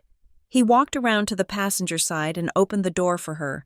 He helped her out, his hand lingering on her waist. Then he opened the back door and carefully unlatched the car seat carrier. He lifted the baby out his son and held the carrier in one hand while wrapping his other arm around Valerie's shoulders. They walked toward the front door. I adjusted the focus on the binoculars. I wanted to see the exact moment the code didn't work. "Watch the door," I told Elias. Preston approached the keypad. He shifted the baby carrier to his left hand. He reached out with his right index finger. I counted the keystrokes in my head. 1, 2, 3, 4. He grabbed the handle. It didn't move. I saw him frown. He tried the handle again, rattling it. He typed the code again. Faster this time. Red light. He stepped back, looking confused. He said something to Valerie. She shrugged, looking annoyed but not panicked yet. He tried a third time. Red light. System lockout. I saw him pull out his phone. He was calling me. My phone, sitting in the cup holder between Elias and me, lit up. Husband calling. I let it ring. Pick it up, Elias asked. No, I said, a cold smile touching my lips. Let him simmer. Preston was pacing now. He was gesturing at the phone, then at the door. He was starting to panic, not because he was locked out, that was an inconvenience, but because the script wasn't being followed. I was supposed to be inside, waiting to serve them. The door was supposed to be open. He banged on the wood with his fist. Harmony. I could almost hear the muffled shout through the glass of the van. Finally, he did the only thing he could do. He reached into his pocket and pulled out his physical key, the backup key he kept on his ring. He shoved it into the lock. It turned. The physical cylinder hadn't been changed yet, only the digital encryption, a small oversight. Or perhaps fate wanted them to get inside. The door swung open. Preston turned to Valerie, relief washing over his face. He waved her in. They stepped across the threshold. The door closed behind them. They are in, Elias breathed. Count to 60, I said, lowering the binoculars. That is how long it takes to walk from the foyer to the nursery. 1, 2, 3. I imagined them walking through the living room, seeing the awkward furniture, the missing art, the silence. 20, 30. They were climbing the stairs now. Preston was probably calling my name, his voice echoing off the bare walls. Harmony, where are the rugs? Why is it so cold? 40, 50. They were in the hallway, approaching the guest wing. 60. Now, I whispered. We didn't hear a scream. The insulation of the house was too good for that, but we saw the result. The lights in the second-floor window, the nursery window, flickered on. Then, we saw movement, frantic shadows. They had found the gray room. They had found the box. And the bomb had just gone off. From the darkened interior of the cargo van, the world was reduced to a cinematic rectangle framed by the windshield. Elias and I sat in silence, watching the scene unfold across the street like directors viewing the final cut of a tragedy. Preston stood at the front door, his posture shifting from confident patriarch to irritated tenant in a matter of seconds. He shifted the heavy infant carrier to his left arm, his right hand punching the keypad with aggressive staccato taps. 1, 2, 3, 4. I watched the small LED light on the lock flash crimson. Access denied. He frowned, shaking his head as if the house itself were playing a practical joke on him. He typed the code again, slower this time, emphasizing each digit. Red light. Come on, I whispered, gripping the dashboard. Panic, you arrogant cheat. Panic. He tried a third time, his fingers mashing the buttons. When the light flashed red again, he kicked the bottom of the door. I saw Valerie say something to him, a sharp, impatient question. She gestured to the baby, likely complaining about the weight or the cold. Preston turned to her, his face flushed, shouting something back. He reached into his pocket for his physical key, jamming it into the cylinder, but I had jammed the tumbler with a broken piece of graphite right before I left. It wouldn't turn. He was locked out. The king had no castle. He began to pound on the wood with his fist, shouting my name. Harmony, open the damn door. Now, Elias murmured. I pulled out my phone. The smart home app was open, the unlock button glowing on the screen. I didn't just press it. I held my finger over it for a second, savoring the godlike power of the moment. I tapped the screen. Across the street, the heavy oak door clicked. The electronic deadbolt retracted with a mechanical hum that must have sounded like a gunshot to them in the silence. Then, slowly, eerily, the door swung inward on its own, revealing the dark, gaping maw of the foyer. Preston froze. He looked at the handle, then at Valerie. He hadn't touched it. It was as if the house had inhaled. Tentatively, they stepped inside. I switched the view on my phone to the interior security cameras. The feed was crisp, high definition. I could see their faces perfectly. They walked into the foyer, and the first thing that hit them was the sound, or rather, the quality of the sound. In a furnished house, footsteps are absorbed. In an empty shell, they slap and ricochet, clack, Clack, clack, Preston's dress shoes sounded like gunshots on the hardwood. "Harmony," he called out. His voice boomed, echoing up the stairwell with a hollow, lonely resonance. There was no answer, just the low hum of the refrigerator in the kitchen, the only appliance I had left plugged in. They moved into the living room. Valerie took off her sunglasses, her eyes widening. "Preston," she said, her voice trembling. "Where is everything?" The living room was a landscape of desolation. The staging furniture I had left the single, ugly chair facing the corner. The rug that was too small made the space look insane, like the set of a horror movie. The walls were bare. The spots where my art had hung were ghost squares of slightly cleaner paint. "I don't understand," Preston stammered, spinning in a circle. "She said she was redecorating. She said she was refreshing the place." "This isn't refreshing."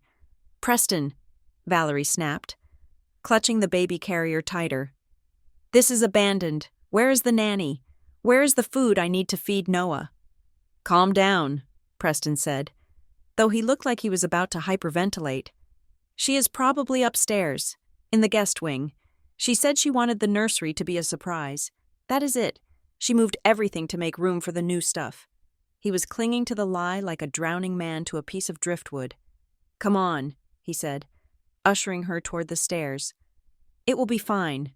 You will see." They began to climb. I watched them on the hallway camera. They looked small, insignificant against the vast emptiness of the house I had designed. They reached the top of the stairs and turned left toward the guest wing. "Here we go," I said to Elias. "The grand reveal." Preston pushed open the door to the nursery. They stepped inside. The camera in the nursery was positioned in the corner of the ceiling, giving me a perfect bird's-eye view. The room was gray, not a soft, dove gray, but a flat, industrial slate that absorbed the light. There was no crib, no changing table, no rocking chair, no mobile with felted clouds. There was just the floor, and in the dead center of the floor, the black box with the red ribbon. Preston stopped so abruptly that Valerie bumped into him. "What is this?" she whispered. "Preston, what is this?" Preston didn't answer. He stared at the box. He knew, deep down in his reptilian brain, he knew. This wasn't a gift. This was a verdict. He approached it slowly, his steps heavy. He set the baby carrier down on the floor, the only piece of furniture in the room. He knelt before the box. His hands were shaking so badly I could see the tremors on the camera feed. He pulled the red ribbon. It came undone with a fluid, silky motion. He lifted the lid. Valerie leaned over his shoulder, peering into the box. Preston reached in and pulled out the first document, the DNA test. I saw him read the header. I saw his posture collapse. He slumped forward as if his spine had been removed. "What is it?" Valerie demanded. Snatching the paper from his numb fingers, she scanned it. "Oh my God." Preston reached back into the box. He pulled out the letter from Stratosphere Solutions. The termination notice for embezzlement. He read it, his mouth opening and closing like a fish out of water. "No," he croaked. "No, no, no. They can't know. How do they know?" He pulled out the next paper, the deed transfer and the eviction notice. "We don't own the house," he whispered, the realization hitting him with the force of a physical blow. "She sold it. Valerie, she sold the house." "What do you mean she sold it?" Valerie shrieked, her voice rising to a hysterical pitch. "We are moving in. We have nowhere else to go."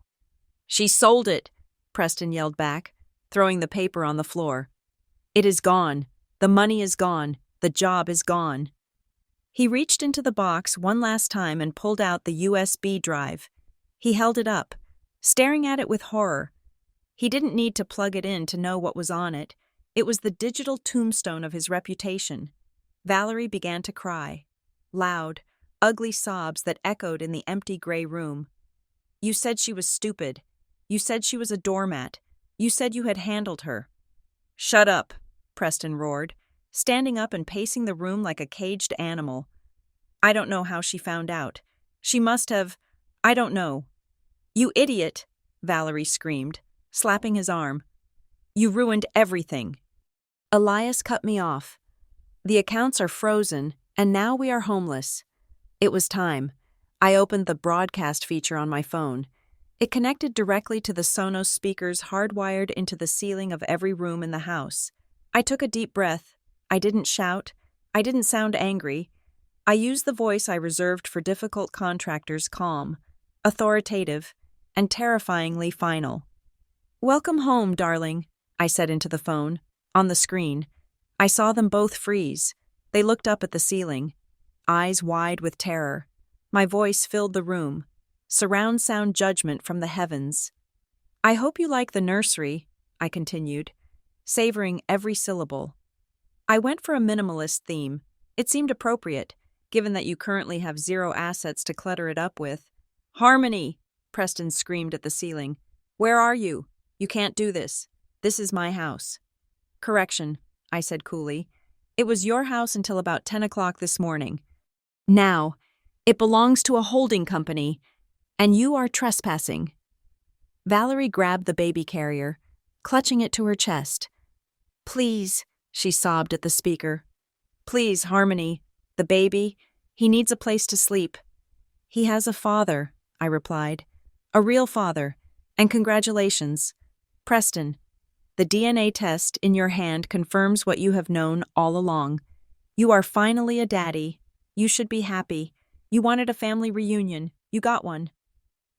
Preston looked at the camera, his face twisted into a mask of pure hatred. "I will kill you," he hissed. "I will find you and I will kill you for this." "That is going to be difficult to do from a jail cell," I said. "Check the bottom of the box. Preston, there is one last gift." He looked down. He hadn't seen it before, a printout of a police report. "I have already sent the evidence of your embezzlement to the district attorney." I lied. I hadn't sent it yet, but the threat was enough. "And Elias has flagged the Cayman accounts." But more immediately, I paused for effect. "I called the police 5 minutes ago to report a break-in. I told them 2 intruders had bypassed the security system and were squatting in the property. They should be turning into the driveway, right about now." As if on cue, the wail of sirens cut through the air. I looked out the windshield of the van. 2 police cruisers were speeding down the street, lights flashing blue and red against the gray sky. Preston ran to the window of the nursery. He looked down and saw the cops swerving into the driveway, blocking his car. "No," he moaned, sliding down the wall until he hit the floor. "No, no, no." "Game over. Preston," I said into the microphone. "You wanted me to take care of everything I did. I took care of the trash. I cut the connection. In the van." Elias let out a breath he seemed to have been holding for 3 days. He leaned back in the seat, tears streaming down his face, but he was smiling. A grim, broken, beautiful smile. "Did you see his face?" Elias whispered. "When he read the DNA test, did you see it?" "I saw it," I said. We watched through the binoculars as the front door burst open. Police officers swarmed in, guns drawn. Minutes later, Preston and Valerie were marched out. It was a tableau of absolute humiliation. Preston was in handcuffs, shouting about his rights, about being the owner, looking deranged and disheveled. Valerie was walking behind him, clutching the baby, weeping uncontrollably, flanked by a female officer. They looked nothing like the power couple in the photos on the USB drive. They looked like what they were, grifters who had run out of road. The officers led Preston to the back of the cruiser. He tried to resist as they pushed him down, and for a split second, he looked up. He looked right at the hedge where our van was hidden. He couldn't see us through the tint and the leaves, but he stared right at me. His eyes were hollow. The arrogance was gone. All that was left was the terrifying realization that he had underestimated the one person he should have feared the most. I watched the police car door slam shut. The sound was final. It was the period at the end of a very long, very painful sentence. "Let's go," I said to Elias. "I have a new apartment to decorate, and you have a divorce to finalize." Elias started the engine. The vibration of the van felt like a heartbeat strong, steady, and alive. We pulled away slowly, leaving the flashing lights and the wreckage of my past in the rearview mirror. I didn't feel happy. Happiness was too light a word for the heavy, golden feeling in my chest. I felt powerful. I felt cleansed. I checked my makeup in the visor mirror. My lipstick was still perfect. Vengeance red. It really was my color. The blue and red lights of the police cruisers strobed against the gray exterior of the house, creating a chaotic disco effect that felt entirely appropriate for the end of Preston's party. Elias and I didn't stay in the van. We couldn't. This was the curtain call, and the directors needed to take a bow. We stepped out into the drizzle. The air was cold, biting at my skin, but I felt nothing but a searing, incandescent heat in my chest. We walked across the street, not rushing, moving with the synchronized purpose of two executioners approaching the scaffold. By the time we reached the driveway, the situation had devolved into shouting. Preston was standing on the porch, his hands raised but his mouth moving a mile a minute, trying to dominate the two officers who were blocking his path to the car. "I am telling you, this is my property," Preston yelled, his voice cracking with desperation. "I live here. My wife is playing some sick joke. You need to arrest her for identity theft, for fraud." The lead officer, a burly man with a face like carved granite, looked unimpressed. He held a tablet in his hand, scrolling through the database. "Sir, according to the county assessor's records updated at 11 o'clock this morning, this property is owned by Obsidian Holdings, LLC, the officer said, his tone flat and bored. "We received a call from the managing director of that firm reporting an active break-in by unauthorized squatters." "That is a lie," Preston screamed, pointing a shaking finger at the empty house. "I didn't sell it. She forged my signature." "You can take that up with a civil court, sir," the officer replied, reaching for his handcuffs. "But right now, the owner is standing right behind you, and he wants you off the premises." Preston froze. He spun around. Valerie, who was sitting on the bottom step of the porch clutching the baby carrier, looked up. Elias and I stood at the edge of the driveway, illuminated by the harsh glare of the headlights. We must have looked like avenging angels in trench coats. "Elias," Valerie whispered. The hope in her voice was pathetic. She actually thought, for a split second, that he was there to save her, that his love was a bottomless well she could keep drawing from, no matter how much poison she poured into it. Elias didn't move toward her. He didn't look at the baby. He looked at her with the clinical detachment of a scientist examining a specimen that had failed the experiment. "Hello, Valerie," Elias said. His voice wasn't angry. It was dead. "Elias, thank God," she sobbed, standing up and trying to walk toward him. "She set us up. Harmony is crazy. She threw out all the furniture and locked us in. You have to help us. We have nowhere to go." Elias took a half step back, maintaining the distance between them. "You have Preston," he said simply. "That is who you wanted, isn't it? That is who you were texting while you lay in bed next to me. That is whose child you passed off as mine." Valerie flinched as if he had slapped her. I can explain." "There is nothing to explain," Elias cut her off, his voice sharpening like a blade. "I have canceled the credit cards. Valerie, I have revoked your access to the bank accounts and the penthouse. The locks were changed an hour ago. My security team is currently packing your personal effects into boxes. They will be placed in a storage unit paid for through the end of the month. After that, they are auctioned." "You can't do that," she shrieked. "I am your wife. Well, your fiancé." "Not anymore," Elias said.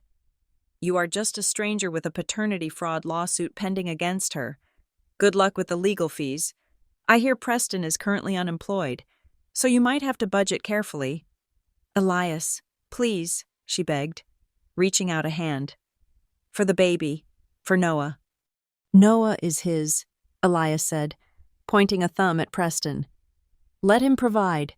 While Elias dismantled Valerie's world, I walked past them, straight up the steps to where Preston was standing. He looked at me with a mixture of terror and unadulterated loathing. He looked small, without his suit jacket, without his car, without his house. He was just a man in a wrinkled shirt standing in the rain. "Harmony," he hissed. "You think you have won. You think you can just steal my house." I stood toe-to-toe with him. I was wearing heels, which put me exactly at his eye level. I wanted him to see the clarity in my eyes. "I didn't steal anything, Preston," I said, my voice calm and steady against the chaos of the night. "I liquidated assets. I managed the portfolio.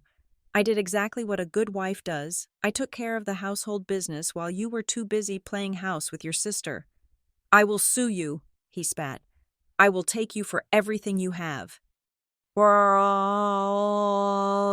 "With what money?" I asked, tilting my head. "The joint accounts are closed. Your personal accounts are frozen pending the embezzlement investigation. You don't even have money for a retainer. Preston, you don't even have a car to drive to a lawyer's office." He trembled, his fists clenching at his sides. "Why," he choked out, "why go this far? You could have just divorced me." "And let you walk away with half—" I laughed, a short, sharp sound. "And let you think you had outsmarted me." "No, Preston, you wanted me to take care of your family. Do you remember, you stood in my kitchen and demanded I take care of them?" I stepped closer, invading his personal space, forcing him to look at the woman he had underestimated for a decade. "Well, mission accomplished," I said.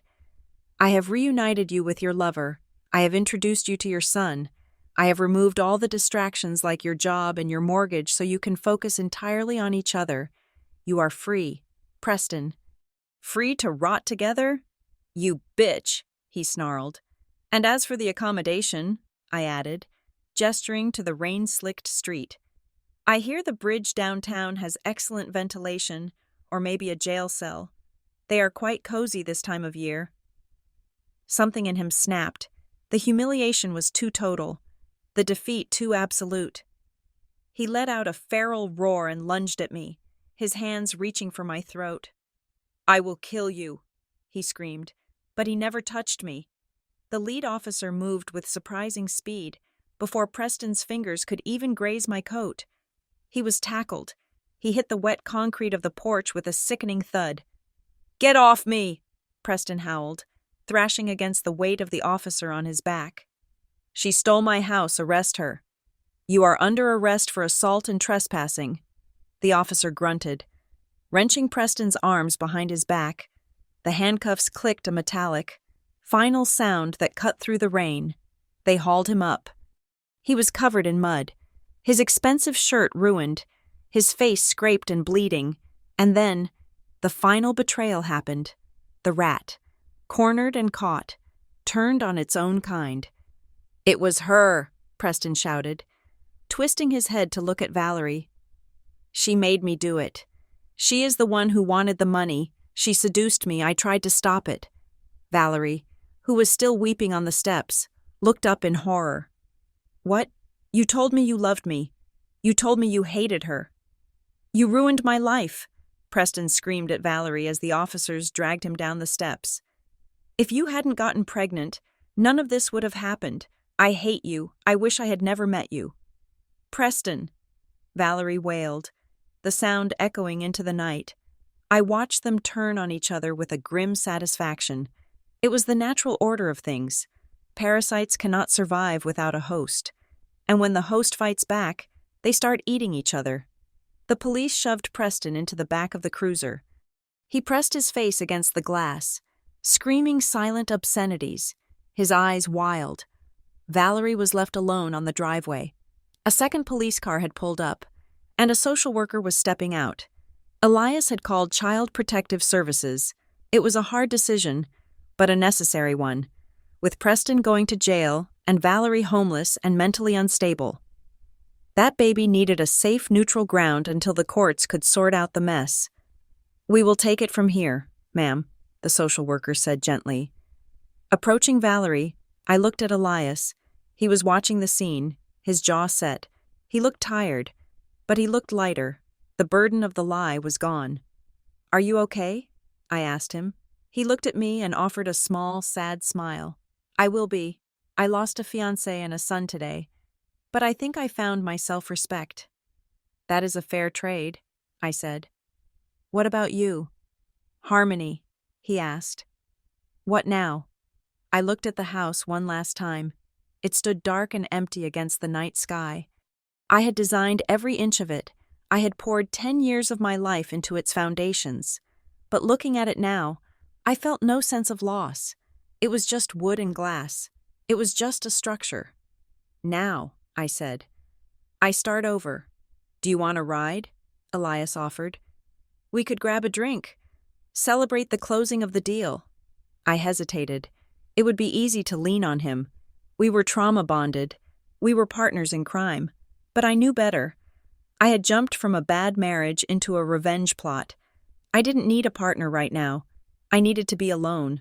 I needed to learn who Harmony Aldridge was when she wasn't being a wife, an architect, or an avenger. No, I said softly, extending my hand. I think I need to drive myself tonight. Elias understood. He took my hand and shook it firmly. It was a handshake between equals, between survivors. Good doing business with you. Harmony, he said. You too. Elias, take care of yourself. He walked back to his van. I walked to my car, my own car, paid for with my own money, registered in my own name. I got in and started the engine. The heater blasted warm air against my face. I put the car in gear and pulled out of the driveway, passing the police cruisers, passing the sobbing Valerie, passing the wreckage of the life I used to think was perfect. I drove toward the highway. The city lights of Seattle twinkled in the distance, a grid of endless possibilities. I rolled down the window, letting the cold wind whip my hair. I had lost my husband. I had lost my house. I had lost the illusion of a happy family. But as I merged onto the freeway, heading toward my small, rented apartment in the city, I realized I had gained something far more valuable. I had lost 10 years building a home for a man who saw me as an employee. But it only took 3 days to realize the truth. The real home wasn't the one with the lake view and the custom cabinets. It wasn't the one with the mortgage and the curb appeal. My real home was my own mind. My real home was my dignity, and for the first time in a decade. The lights were on, the locks were secure, and absolutely no one had the code but me. I smiled, stepped on the gas, and drove into the darkness. Finally, completely free. Thank you so much for listening to my story. I know it was intense, but I felt it was important to share how I took back control of my life. I would love to know where you are listening from. Are you in the US, the UK, or somewhere else entirely? Please let me know in the comments below. I read every single one. If you enjoyed this story of justice served, please subscribe to the channel Crimson Drama Stories, hit that like button, and smash the hype button to help this video get recommended to more people who might need to hear it. See you in the next story.